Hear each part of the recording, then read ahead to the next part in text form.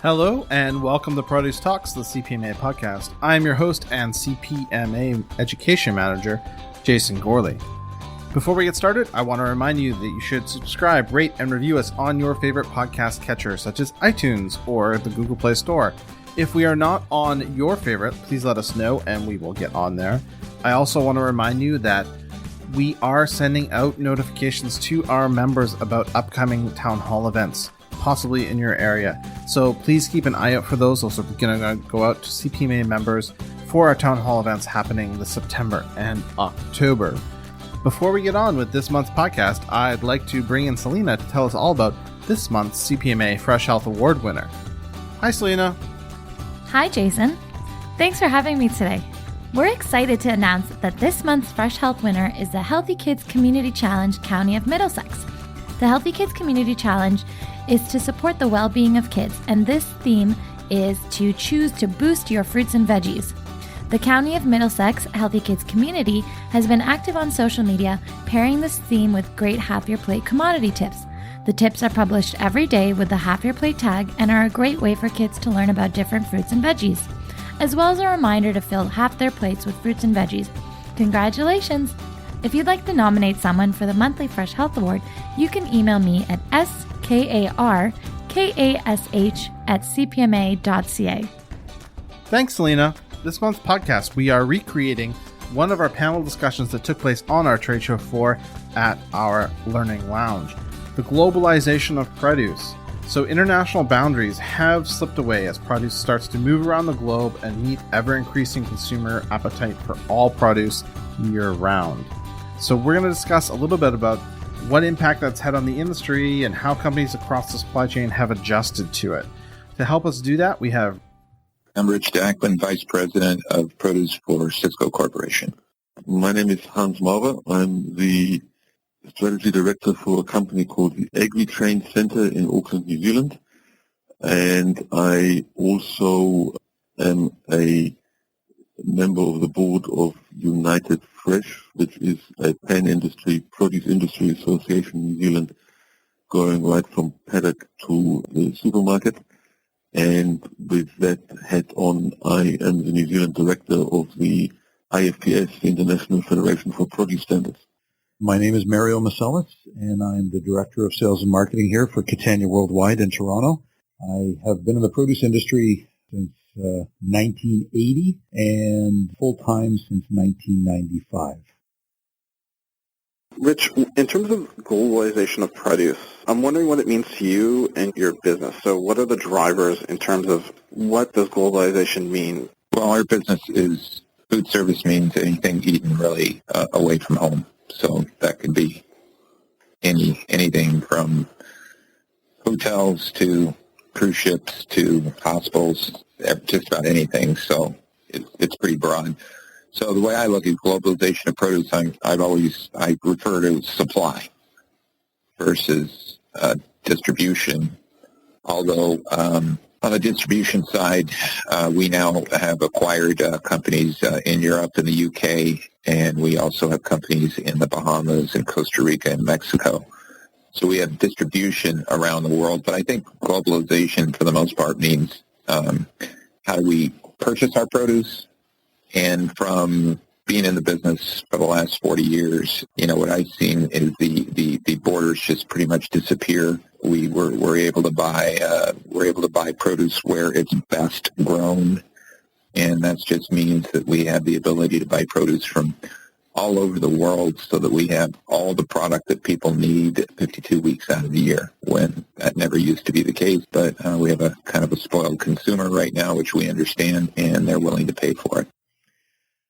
Globalization of produce for us means the greater movement of fruits and vegetables distributed across international borders is the only way that I could put it plainly.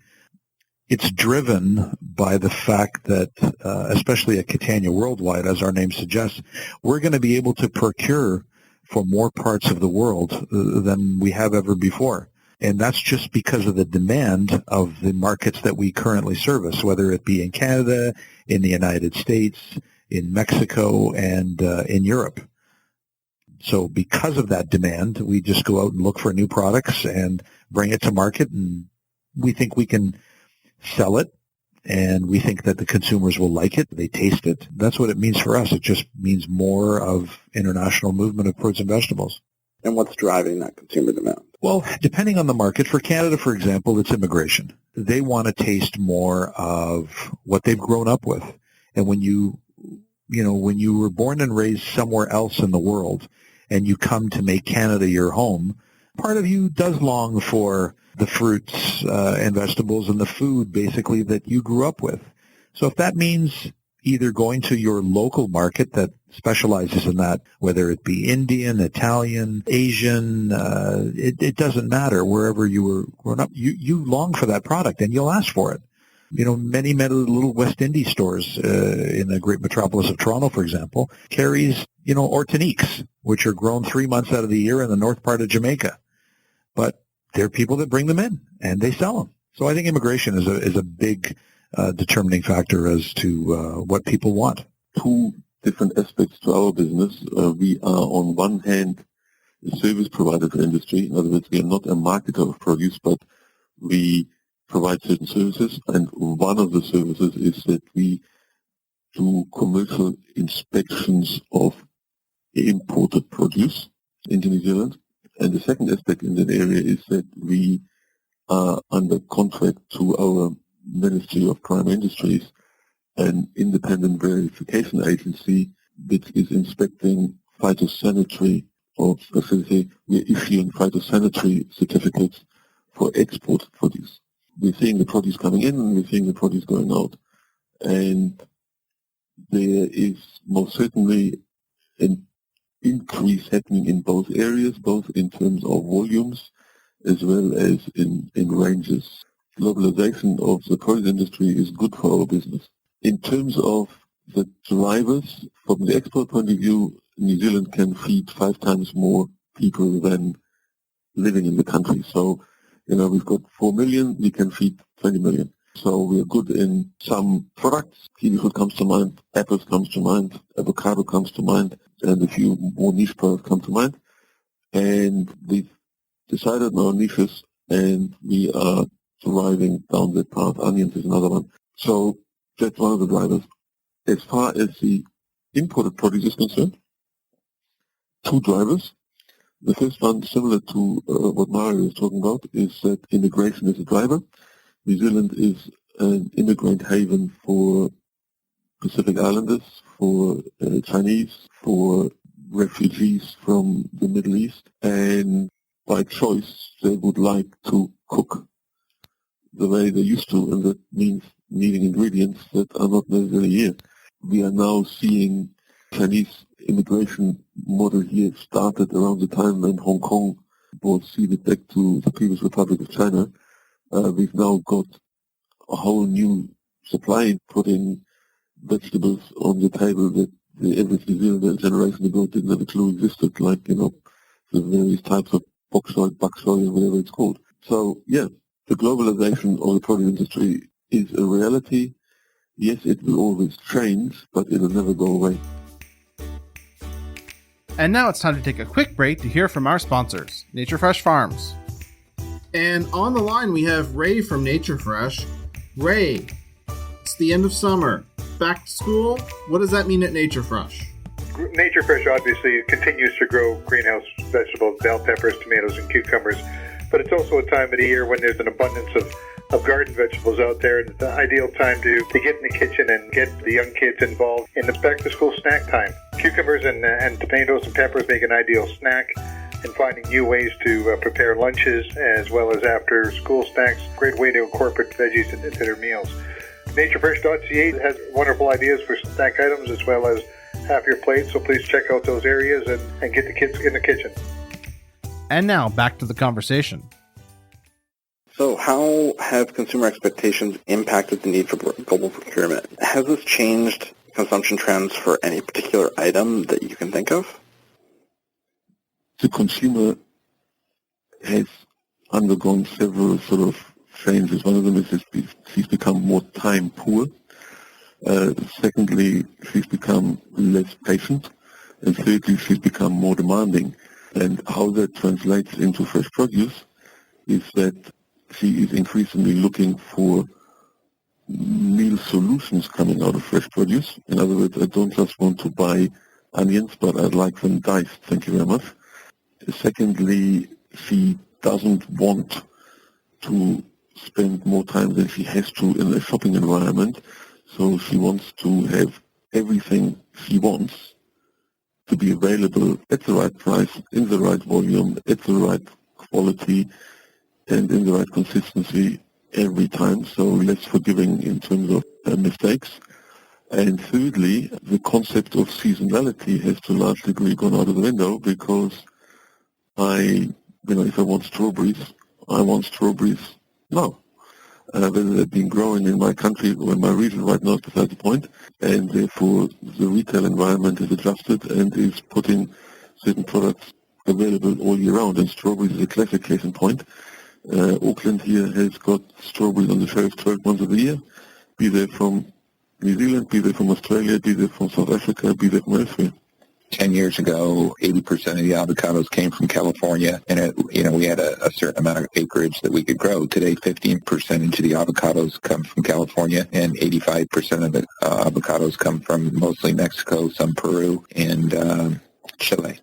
And so we have a much higher supply of product coming in to the country, and it's probably one of the largest consumer increases of any product that we have. Many, many years ago, we would only have seedless grapes 6 weeks out of the year because that's what they grew in the U.S. Now we bring in Chilean seedless grapes during the wintertime, and we have seedless grapes year-round. We have soft fruit year-round, cherries available in the winter, strawberries heavily being grown out of Mexico. When we used to, during December or January, believe it or not, we would have to fly strawberries in from New Zealand, because that's the only place we could get them in the winter. So we've settled into a routine where we can procure and locate pretty much whatever anybody needs. We have to have good trade agreements accordingly, and, it just allows the consumer to eat what they want to eat when they want to eat it.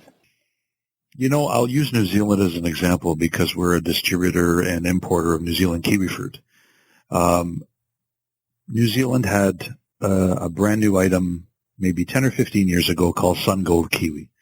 And they learned how to grow this in a typical New Zealand way, and it just flourished. Well, now the market's to bring it in. Well, most people in Canada 15 years ago knew that kiwi fruit was green, and God forbid it was gold. And what do you mean it tastes different? Now, how do you bring this to the masses? Well, once they tasted it and realized it was a completely different type of fruit, some people liked it, some people felt indifferent to it, some people didn't like it and continued to buy the green. So that whole diverse taste and trying something new is another reason for the need for global procurement. We can't grow kiwi fruit in Canada. There's very few things that we can grow other than the apples. We can't grow citrus fruits just because of our climate. Well, now all of a sudden we've introduced this brand new kiwi fruit, and they love it. And the desire, and the more people try it and the more people want it. So to answer the first part of the question, yes, there is a need for global procurement. We need to bring this fruit from New Zealand, and now they're growing it in Italy. So it allows us to grow it in the northern hemisphere and the southern hemisphere. Before you know it, we'll be 365 days a year with Sun Gold Kiwi.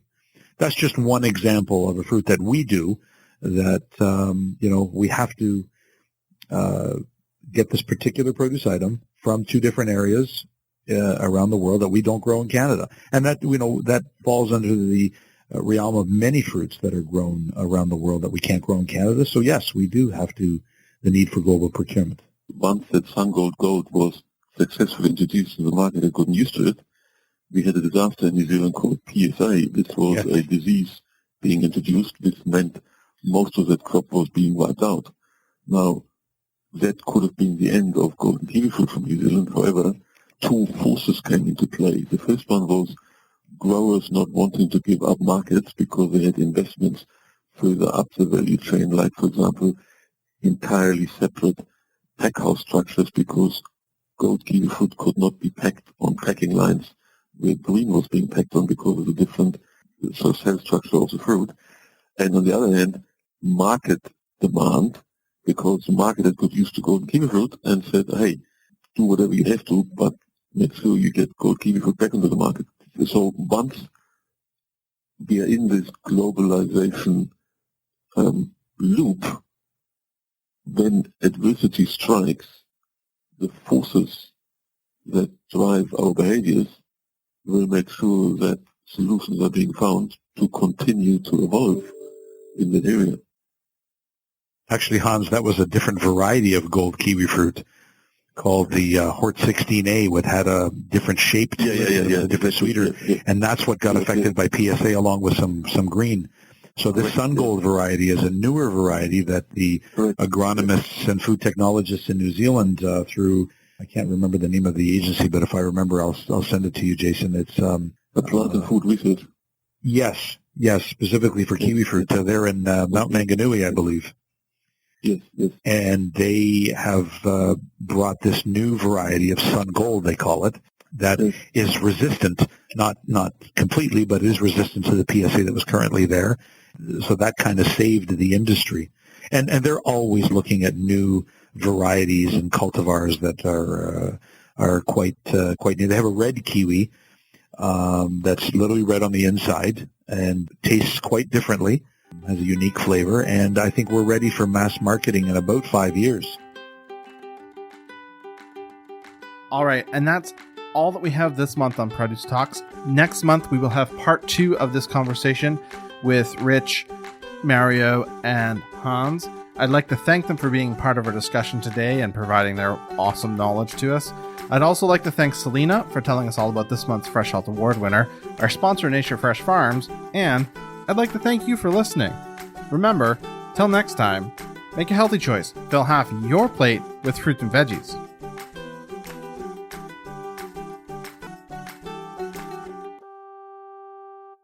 You will now be disconnected by the moderator.